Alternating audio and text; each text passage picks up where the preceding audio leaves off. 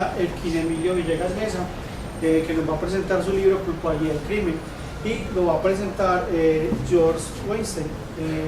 Los dejamos entonces en compañía de ellos dos.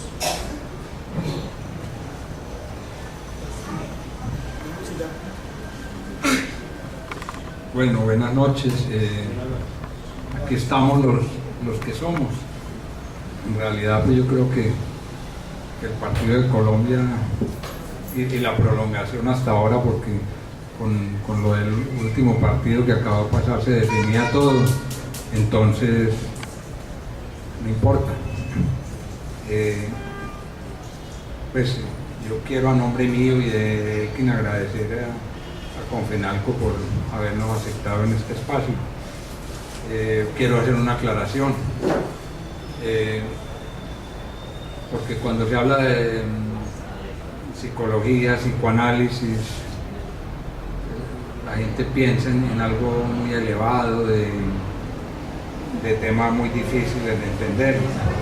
En realidad, Elkin me invitó a la presentación del libro, que lo hizo en la Biblioteca Piloto el 3 de junio, porque la persona que de pronto es experta en esto no pudo asistir, entonces me dañó el puente y me puso a leer el libro. Y es un libro yo que no sé nada, pues hago esa observación, yo que no sé nada de psicoanálisis, que tengo temor a la palabra, de filosofía, pues tal vez lo que vi en bachillerato y en unas cuantas charlas y conferencias a las que asisto. Eso es todo. Pues, no es mi fuerte ni mi predilección, porque yo tomo algo que lo hago, que es la poesía, que para mí es más avanzado que la filosofía, o la contiene.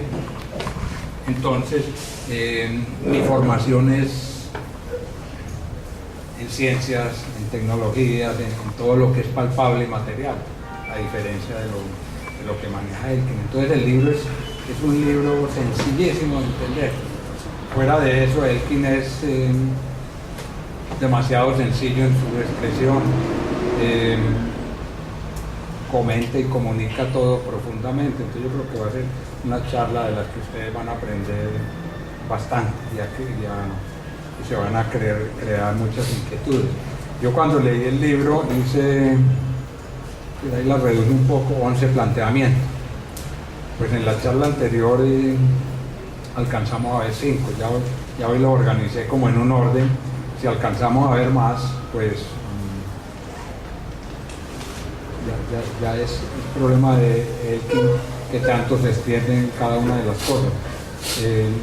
Yo quiero hacer los 5 planteamientos, uno que es personal hacia él, 2 en general hacia el libro, serían 3, y 2 que tienen que ver con el caso de Colombia, todo lo que estamos viviendo en estos momentos que lo plantea.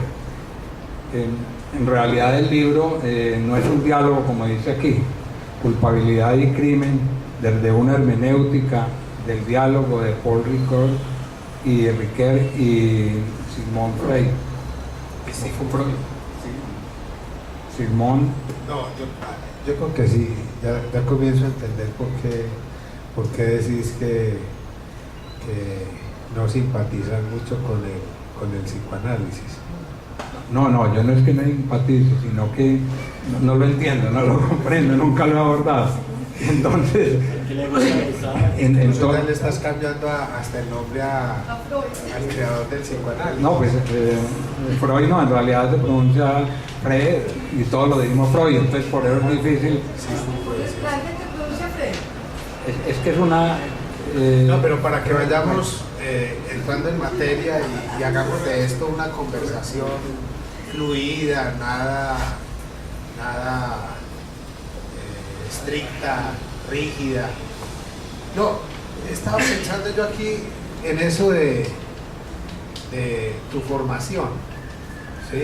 Voy a pasar a entrevistador. Sí, se ha dicho que las ciencias duras, bueno, son las matemáticas, la biología, de las cuales se dice que son campos del saber que se ocupan de lo objetivo, de lo material, de lo palpable, de lo visible, de lo cuantificable. Y todo lo que tiene que ver con las ciencias sociales, y particularmente ahí la psicología clínica, el psicoanálisis, son campos que se piensan como campos especulativos, que tratan de cosas que no se pueden asir, que no se pueden palpar, que no se pueden tocar. Eso me parece que ya está un poco reevaluado.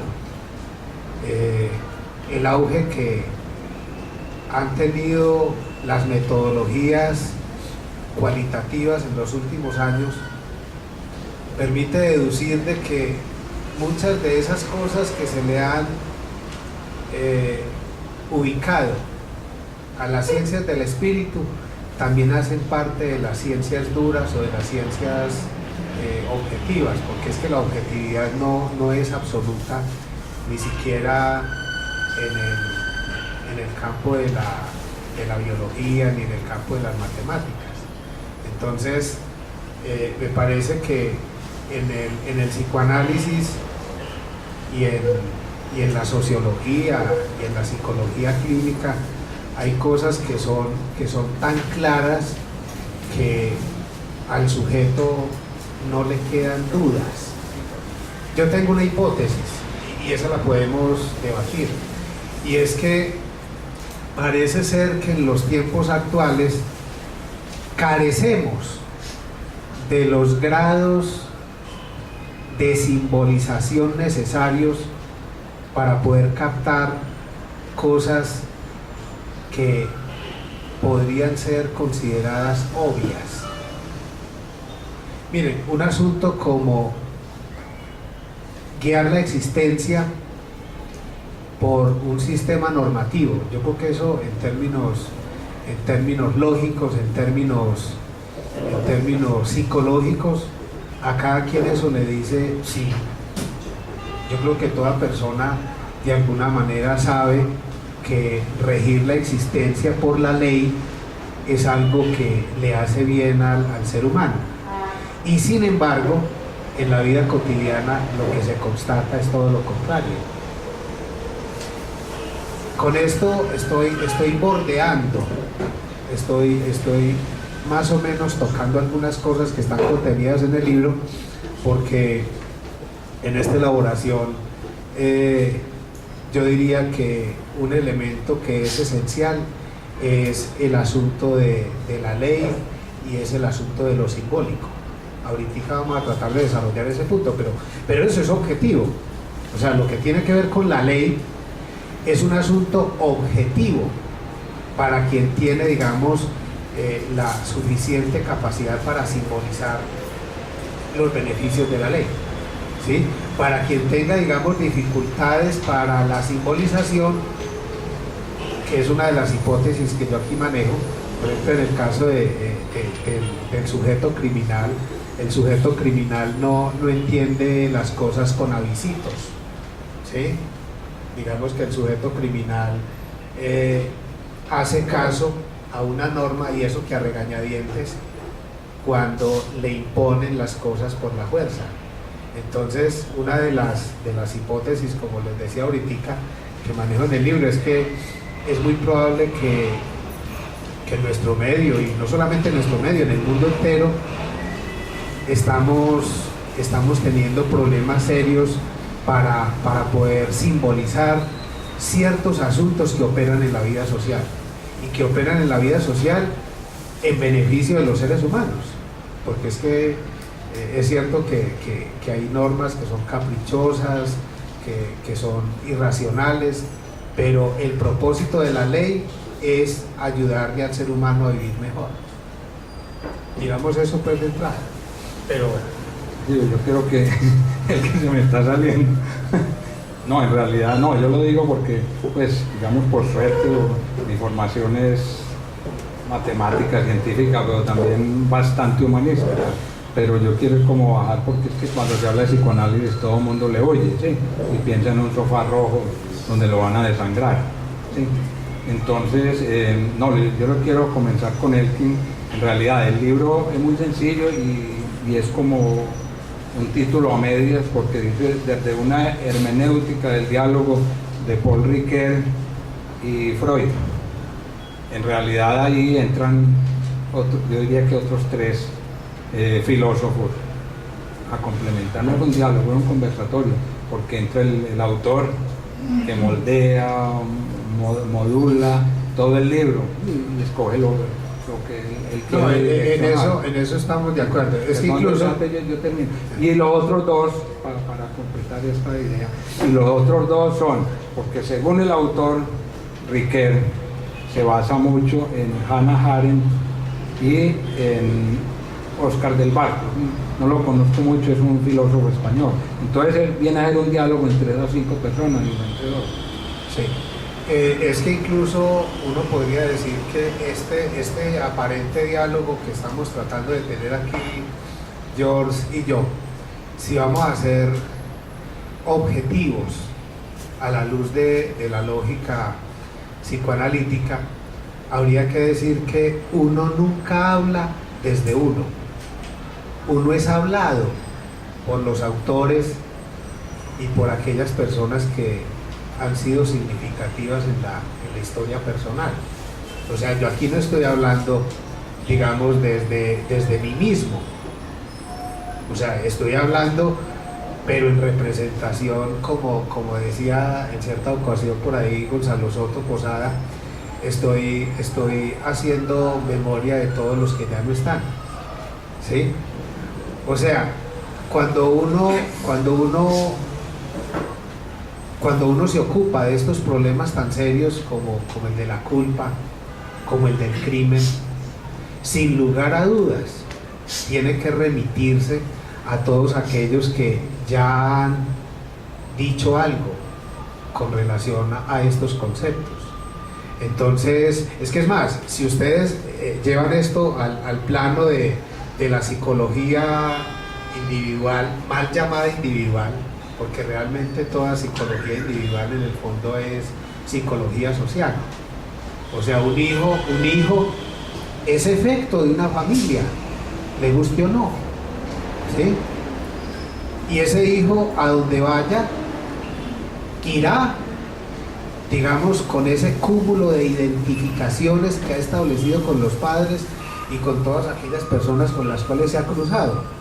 Luego, el diálogo que uno pueda establecer, es que es más, uno podría pensar en todos los autores que hay detrás de este nombre, Paul Ricoeur, y ustedes se podrían imaginar también la cantidad de autores, de pensadores, de poetas, de literatos, de filósofos, de científicos que hay detrás de Freud, muchísimos.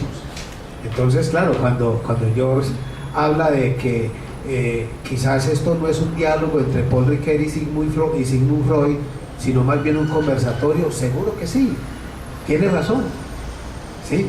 Ahora, esta elaboración la titulé Culpabilidad y crimen desde una hermenéutica. Ahí hay una cosa implícita.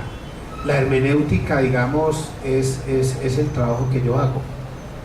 O sea, el trabajo que yo hago ahí es hacer un trabajo interpretativo, o sea, desde lo que yo he pensado, desde lo que yo mismo he podido elaborar y en relación con ese par de autores. O sea, es un poco como ponerme simbólicamente en el lugar de Paul Ricoeur, intentar ponerme en el lugar de Paul Ricoeur para conversar con Freud, ¿sí? O sea, obviamente aquí hay un asunto simbólico, imaginario, en el sentido de que aquí hay un ejercicio de suposición.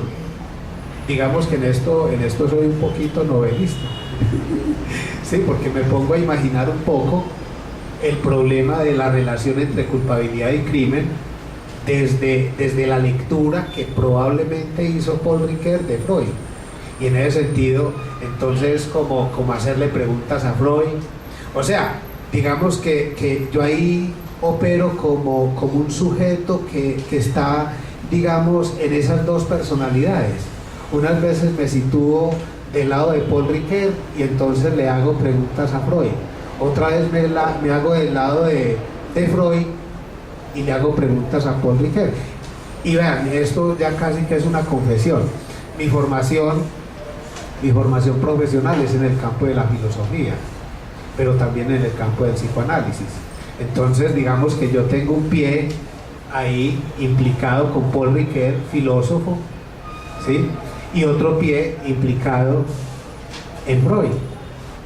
Entonces, en ese sentido, creo que hay un conversatorio, pero también hay un diálogo que me parece que no es común, sobre todo en este momento, y con relación a ese par de conceptos, que entre otras cosas habría que leer esta elaboración como un diálogo entre culpabilidad y crimen, ¿sí? Cuando usualmente al crimen se le piensa desde distintas perspectivas y no precisamente desde la culpabilidad, ¿sí? Como si la culpabilidad poco o nada tuviera que ver con el crimen. Es que incluso la hipótesis que Freud arriesga en un pequeño texto del año 1916 que se llama Delincuentes por sentimiento de culpa, es que el delincuente se siente primero culpable y después realiza el acto, como diría un criminólogo, el acto criminoso. Esa es una perspectiva contraria a la que plantean los criminólogos o a la que plantean los mismos penalistas, porque los penalistas primero dicen que el sujeto realiza el acto, y eso es lo que todos pensamos. En la vida cotidiana todos de alguna manera pensamos que alguien se siente culpable después de haber hecho algo malo, ¿sí o no? Todo el mundo piensa eso. Freud plantea la cosa de la manera contraria. Freud hace una inversión epistemológica en ese sentido, porque Freud dice, no, según lo que yo he podido escuchar durante años en mi trabajo clínico, el sujeto primero se siente culpable y luego realiza un acto a través del cual espera que su culpa le sea perdonada. O sea, de alguna manera el sujeto busca castigo para hacerse perdonar. Entonces ustedes se pueden preguntar, uy, pero ¿de qué se siente culpable una persona al punto de realizar un acto a través del cual puede buscar ser castigada? Esa es, digamos, la parte más oscura, por no decir más bien enigmática, de la actividad clínica y de la actividad psicoanalítica. Digamos que esa es una de las cuestiones que afloran en toda experiencia analítica, en todo análisis. Todo sujeto, yo diría sin excepción, se las tiene que ver con el mundo de la fantasía, con el mundo de lo imaginario, es decir, con el mundo de lo inconsciente y con el mundo del deseo. Asuntos que están conectados con la muerte, están conectados con la envidia, están conectados con el deseo de dañar al otro, etcétera, etcétera.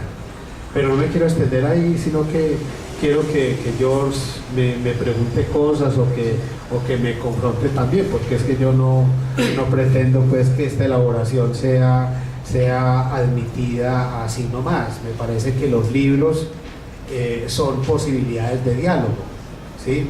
Es más, me gusta mucho que estemos aquí precisamente rodeados de libros, porque me parece que el mundo de los libros son la mejor invitación al diálogo pacífico.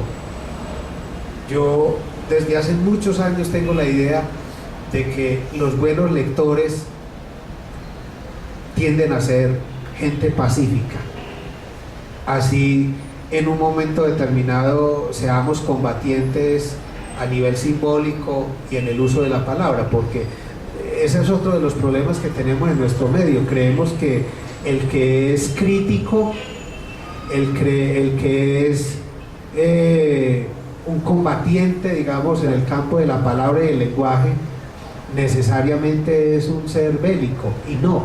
Me parece que cuando uno confunde el ser crítico con el sujeto que hace la guerra, ahí hay una confusión.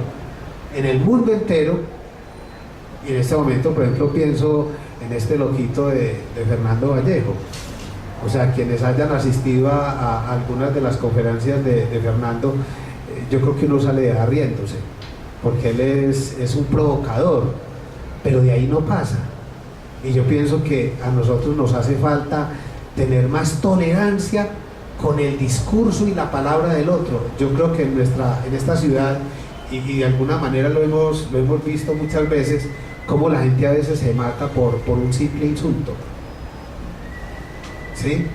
A alguien le sueltan un hijueputazo y ya con eso es suficiente para que la gente se mate. Y me parece que eso es estar muy mal, porque eso es confundir lo simbólico con lo real. ¿Sí? Y creo que a nosotros nos hace falta aprender a tolerar más la palabra propia y la palabra del otro. Y en eso hasta la psicología me parece que ha influido de manera negativa, porque incluso la misma psicología se ha encargado como de generar algo de inhibición en los niños, en las familias. Hay familias en las que ya no es posible ni siquiera que el padre o la madre se pronuncien, que porque es que el niño se va a traumatizar.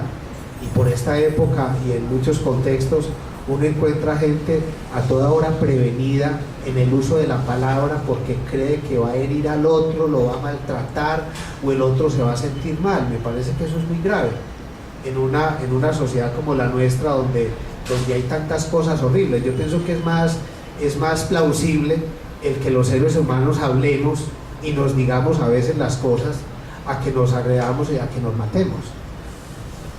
Bueno, yo quiero como centrar esto a tratar 3 puntos que creo que es lo importante. Primero, en mi época cuando se acercaba a una niña o esto, no le preguntaban de qué familia es, para saber cómo lo trataban, si gustaba o no. Ahora las cosas siguen igual, lo que pasa es que ahora le preguntan a uno, ¿usted de qué equipo es hincha? O a qué combo pertenece, pero mire que es la misma cosa. Los tiempos cambian, pero el humano sigue igual. Entonces yo quiero que, fue la pregunta que yo le hice la vez pasada y se sorprendió, concretando, porque a veces se extiende bastante y yo creo que esto no merece mucho. Y nos hizo una confesión, lo logré por primera vez en su vida, subir a un sillón rojo, que es el símbolo que yo tengo del anaranjado. Preguntarle, en una pregunta, porque son varias. Primero, ¿por qué el psicoanálisis? Para poder a ver si nos gusta o no, o si compramos el libro y lo leemos. Entonces, eso es lo primero. Y segundo, porque hay 500, por decir un número, filósofos que podía haber abarcado, y cogió un diálogo entre Riquel y Freud, ¿cierto? Entonces, ¿por qué el psicoanálisis en él y por qué escogió esa relación entre los dos? Bueno, entonces aquí sí va a tener que hacer unas cuantas confesiones que no creí que fueran pero está bien. A ver, primero, ¿por qué el psicoanálisis? Yo diría porque más o menos por la época de 1989, 90, como cualquier ser humano, yo creo que todos los aquí presentes de alguna manera han estado y siguen estando en una búsqueda. Por esa época quizás estaba buscando, digamos, una vivencia pacífica. Con esto les estoy diciendo de que llevo en estos avatares un poco más de 20 años y puedo decir de que una de las cuestiones, o más bien, uno de los conceptos, una de las ideas que me implicó en el psicoanálisis fue la noción de culpabilidad. Es más, yo podría decir de que fue mi propio sentimiento de culpa, que estaba un poco incrementado por ese entonces, y no porque yo hubiera sido un criminal, pero bueno, a la manera de Freud quizás sí lo era en términos psíquicos, en términos psicológicos, porque cuando uno ha tenido una cierta disputa, una cierta rivalidad con el padre, eso no deja de generarle a uno incomodidad. Lo que dicen en el inconsciente. Y si uno es un buen neurótico obsesivo, ¿sí? Como lo era Kant, como lo era Spinoza, como sin duda lo era Sócrates, como lo era Dostoyevsky, en ese texto maravilloso Crimen y Castigo, en el que uno logra ver también el sentimiento de culpa de Dostoyevsky. Entonces, bueno, lo que estoy diciendo no es ninguna cosa pues extraordinaria, no es tampoco una historia muy singular. Yo creo que esto que estoy diciendo de alguna manera muchos de ustedes también lo han podido vivir, ¿sí? Sentir algo de culpa por el hecho de que se siente que la relación con el otro no funciona de manera como uno quisiera que funcionara, sobre todo en la relación con el padre. Entonces, en ese momento yo estaba buscando y tengo que decirlo, yo hice parte, esta sí es una confesión, yo hice parte de un grupo cristiano que todavía opera en Colombia y en Latinoamérica, se llama Cruzada Estudiantil y Profesional de Colombia. Y bueno, la verdad es que llegué allá con la expectativa de que mi sentimiento de culpa se redujera, y la verdad es que se incrementó más. O sea, a mí me pasó como a mucha gente llega a una agrupación religiosa con el ánimo de que su malestar interior se reduzca, y muchas veces lo que la persona constata es que por la presencia de tantas normas y de tantas exigencias, la persona termina sintiéndose mucho más culpable de lo que inicialmente se sentía. Estando allí conocí una persona que ya murió y que incluso dio lugar al nacimiento del psicoanálisis en esta ciudad. Y lo más curioso, un ex sacerdote, él se llamó Jorge de Jesús Restrepo Correa, y nos implicó a muchos. De hecho, en Medellín hay varios psicoanalistas reconocidos que iniciaron su formación en ese grupo que inicialmente se llamó Proasis.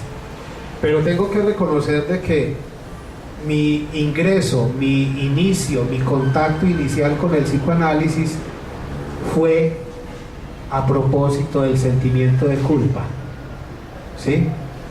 Y con la expectativa de que al encontrarme el psicoanálisis por la vía teórica, bueno, inicialmente fue por la vía teórica, pero ligerito me di cuenta de que la teoría psicoanalítica ofrecía poco a la hora de pretender reducir el sentimiento de culpa. Ahí fue donde me embarqué en una experiencia terapéutica, en una experiencia analítica, que después me di cuenta que era necesaria para posteriormente operar como psicoanalista, porque ese sí es un criterio que está establecido internacionalmente. No hay analista si primero ese sujeto no se ha sometido a una experiencia psicoanalítica. Y digo experiencia psicoanalítica, porque una cosa es someterse a una experiencia psicoterapéutica y otra cosa es someterse a una experiencia psicoanalítica. Y la verdad es que puedo decir, después de más de 20 años, puedo decir de que el psicoanálisis, en mi caso concreto, ha generado paz interior, ha generado sosiego, ha generado algo que Séneca nombraría en los términos siguientes: tranquilidad en el alma.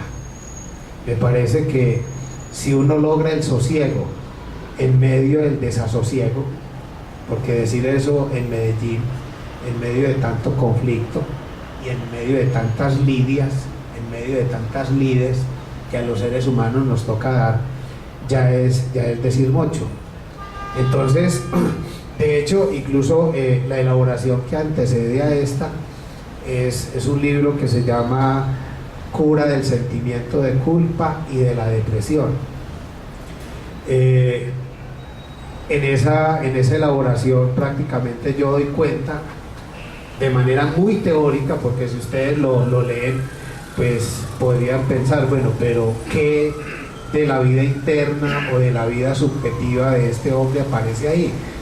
Se necesita ir como con lupa, pues, porque yo ahí no hago confesiones personales ni hablo de cosas personales, es una elaboración muy teórica del lado de la filosofía y del lado del psicoanálisis, pero yo sé que esa es una elaboración que tiene que ver conmigo hasta los tuétanos, porque precisamente ese título habla de lo que ha sido la tramitación en mi propio análisis de una vivencia interior que en otra época era muy mortificadora, que era muy generadora de malestar y de angustia.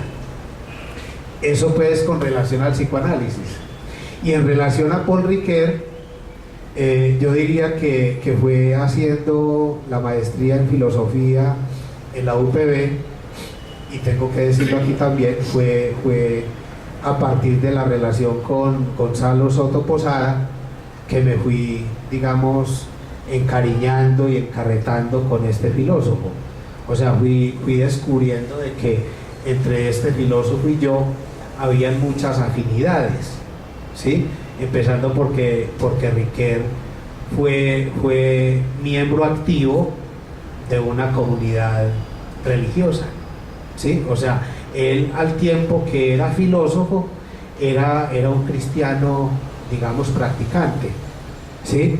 Y él dice por ahí en una parte, él dice que su contacto con la noción de culpabilidad fue primero con la filosofía, y en ese trabajo del concepto de culpabilidad con la filosofía, o en el campo de la filosofía, conoció a Freud, y le pareció muy interesante la manera como Freud pensaba el asunto de la culpabilidad.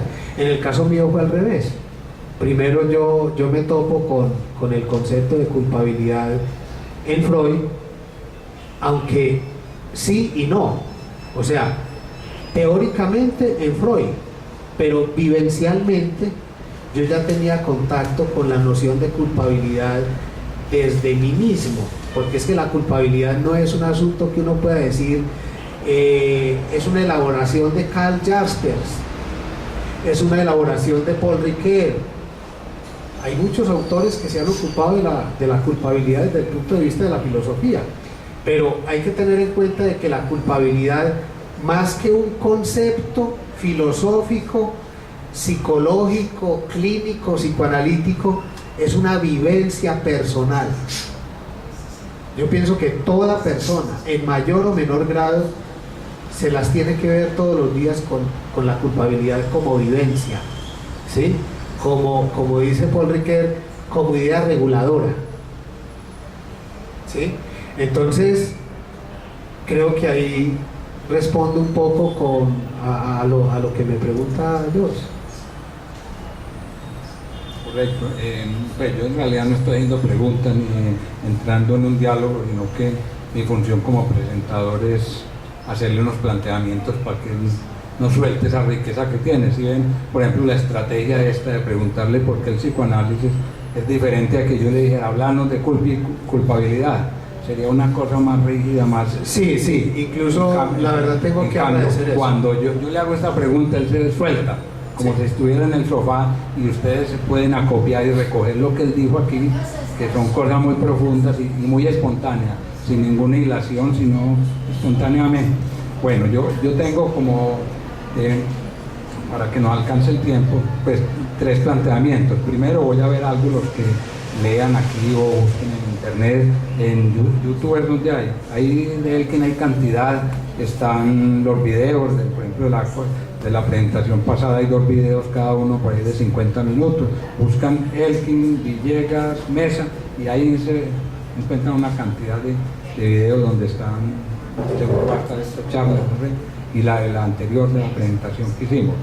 Entonces, en el libro Buen Ricoeur, ustedes pueden buscar 4 cosas que las trata, 4 conceptos que los trata Ricoeur por el libro, que que son la ética, la moral, la culpa, y yo diría que el pecado, pero ahora le explico por qué el pecado, porque eso no es una palabra universal, sino muy nuestra. Entonces eso lo dejo mejor como tarea, porque si le digo a él se nos va 20 minutos y de pronto hay cosas pues no sé si más importantes, pero de pronto prioritarias. Yo me voy hacia el origen de la culpa. Entonces aquí tengo que hacer una salvedad. Resulta que yo vengo escribiendo y reescribiendo hace muchos años un libro que nació desde los años 70 con un ensayo que me pusieron, pues no voy a hablar de mí sino para explicarles algo.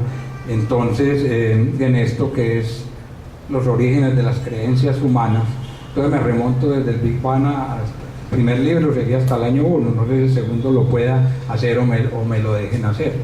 Pero como alguien me decía, es un peligro, yo ya tengo mi futuro asegurado, entonces no tengo problema, joven no lo hubiera hecho.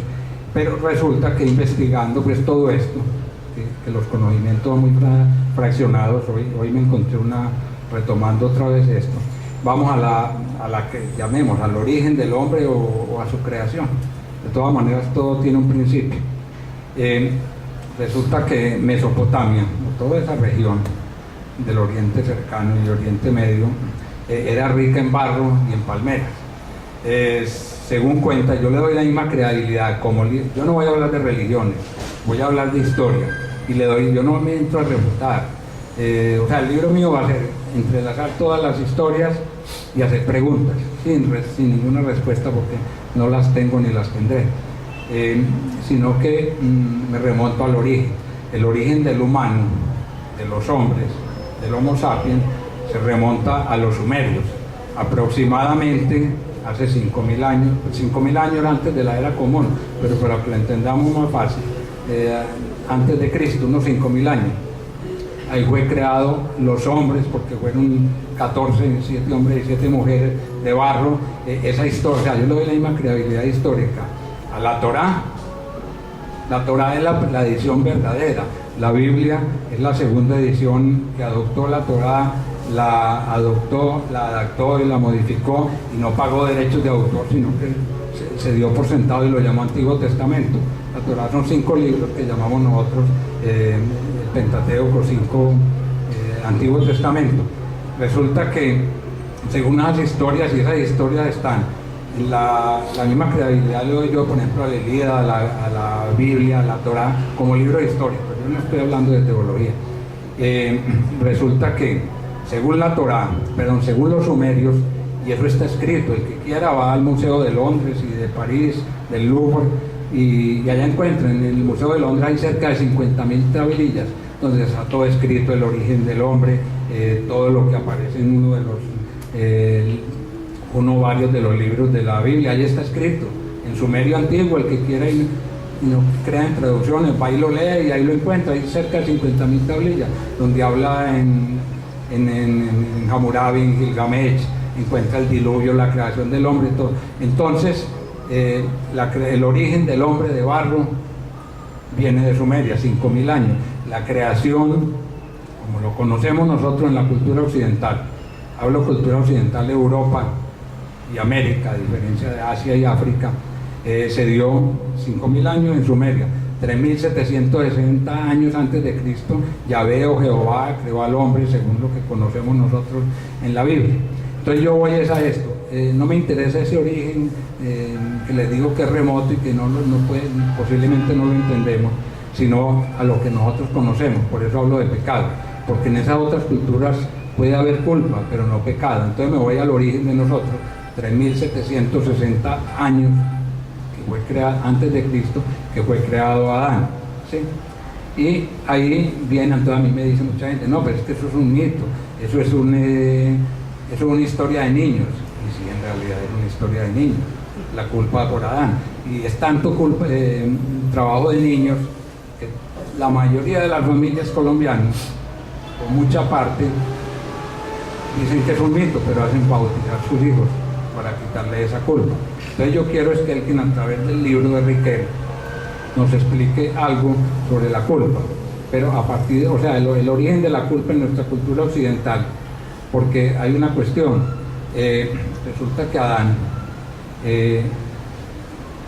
se autoculpó, porque Yahvé posiblemente estaba ocupado en otras cosas del universo que es muy grande, y entonces Adán, después de que hizo algo que según la Biblia era una desobediencia, no esperó a que lo condenaran, sino que él mismo se autoculpó y se escondió.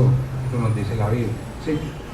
Entonces él se autoculpó. Además, Adán sí fue condenado a muerte, o sea, dejó de ser inmortal por una razón, porque en el libro lo tratan, y a mí me impresionó porque habla mucho de la culpabilidad del incesto, y entonces el incesto en ciertas culturas y demás lo trata el libro. Riquet era condenado con pena de muerte.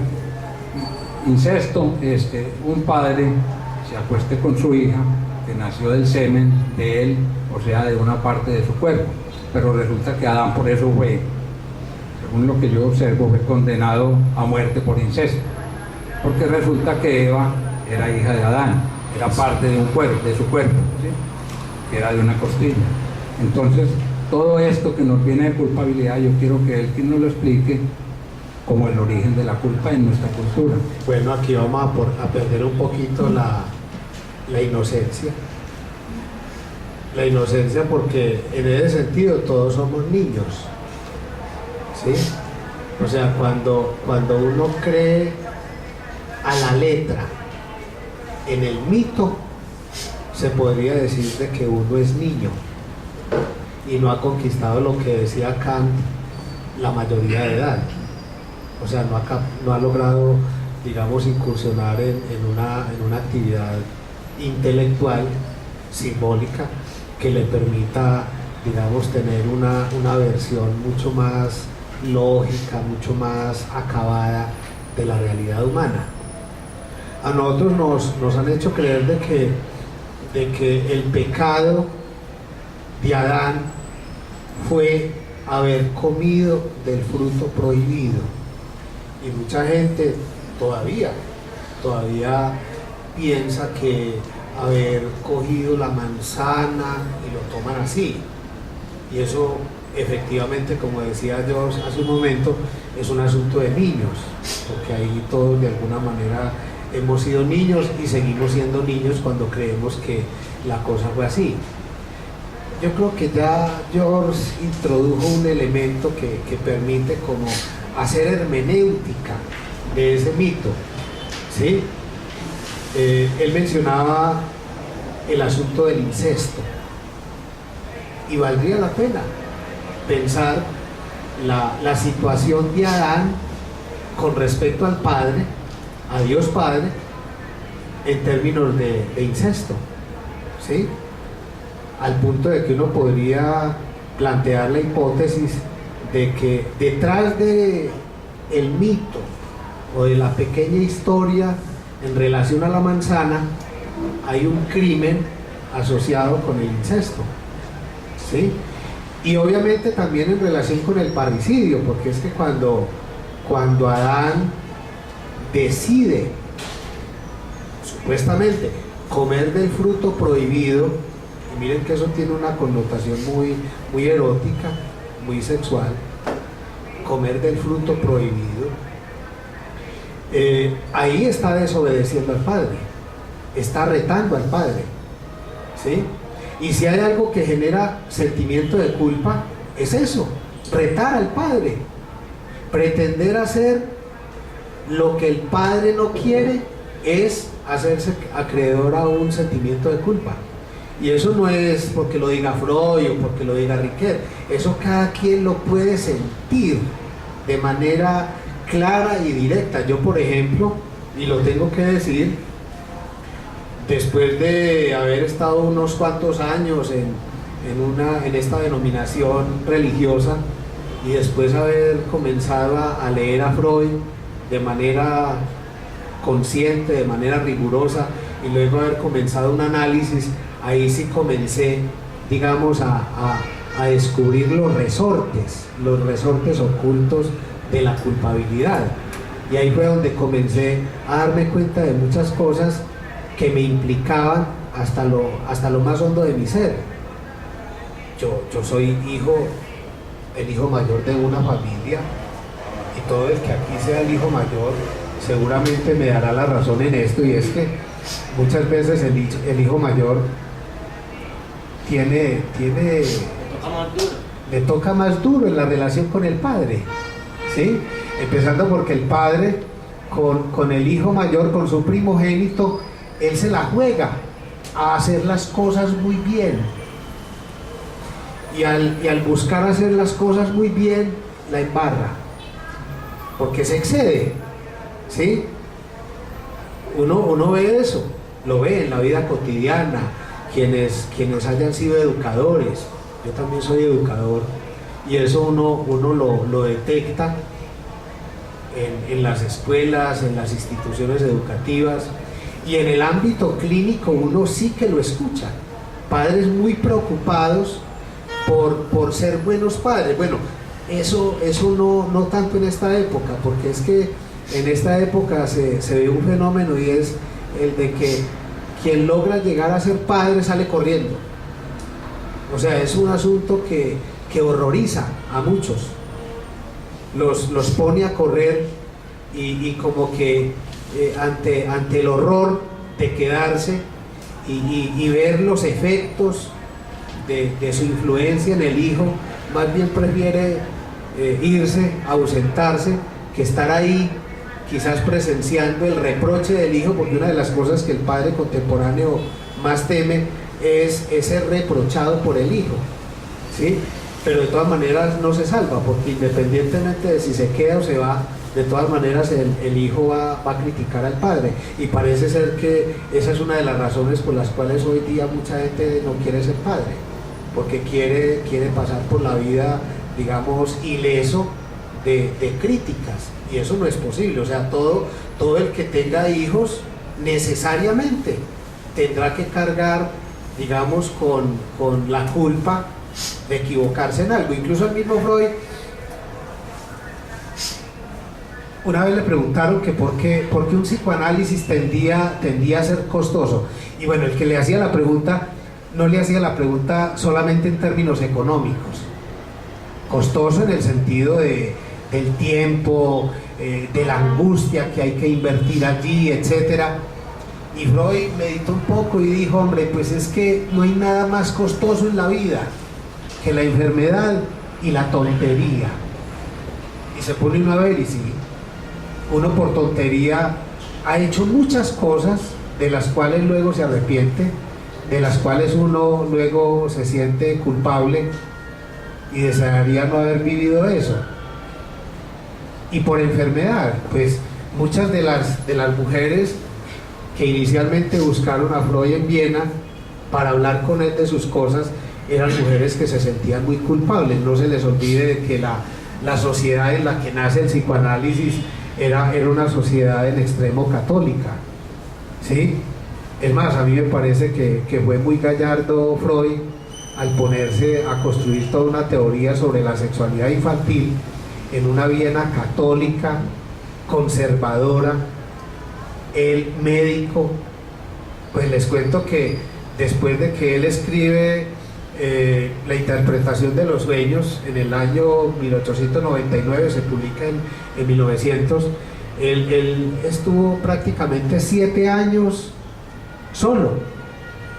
Usualmente iba a algunos cafés y allá se reunía con colegas, con amigos médicos, y después de él publicar algunos textos que tenían que ver con la sexualidad infantil, que ponían en evidencia precisamente ese pecado del que hablaba George hace un momento, o sea, el pecado máximo de la humanidad, incesto y parricidio, porque es que Freud lo que hace es centrar la atención en el mito de Sófocles titulado Edipo Rey, y hacer una lectura no literaria ni poética del asunto, sino clínica.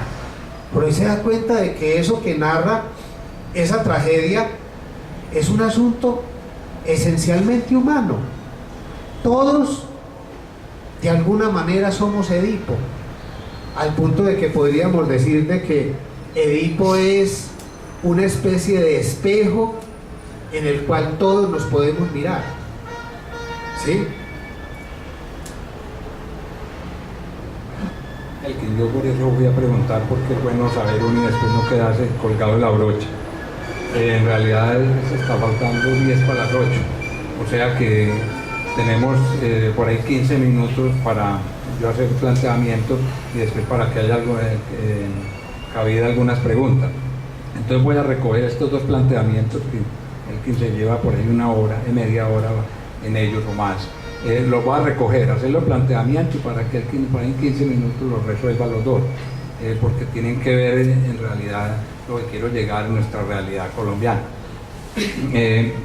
Son la relación entre la culpa y los padres. Entonces en el libro le dedica varios capítulos a hablar de casos concretos, de Meursault, que es el personaje del extranjero, ¿sí? el niño que se vuelve asesino y demás porque no tuvo padre, o pues no tuvo, o sea, padre biológico todos tuvimos que tener, pero en la realidad no tuvo padre, o sea, el padre no existió como figura paterna. Simbólico, ¿cierto? Sí, simbólico. Es una novela o un cuento. Entonces, Eichmann sabe quién fue, que es el que le han echado toda la culpabilidad de los desastres de la guerra de los aliados contra Alemania. Edipo, a quien se le endilga que mató al padre.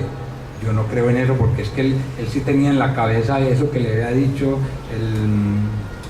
el oráculo de Delfos, o creo que era el de Delfos, le había dicho de que él iba a matar al padre, pero él no mató al padre, ni se acostó con la madre, él se acostó con una, como dicen ahora los pelados, con una vieja que le gustó, y pues vieja en el sentido literal debe ser, y él no mató al padre, mató a un tipo, seguro era intolerante, y mató a un tipo que le atravesó y no le dio el paso. Después se dio cuenta de que había sido el padre y que ella era la madre. El otro que yo trato ahí, que se lo plantea en la vez pasada a Elkin, fue Sócrates, porque es que yo hago un paralelo entre Sócrates y Eichmann, no en el sentido de la culpa o culpabilidad, sino que Sócrates hizo lo mismo que hizo Eichmann.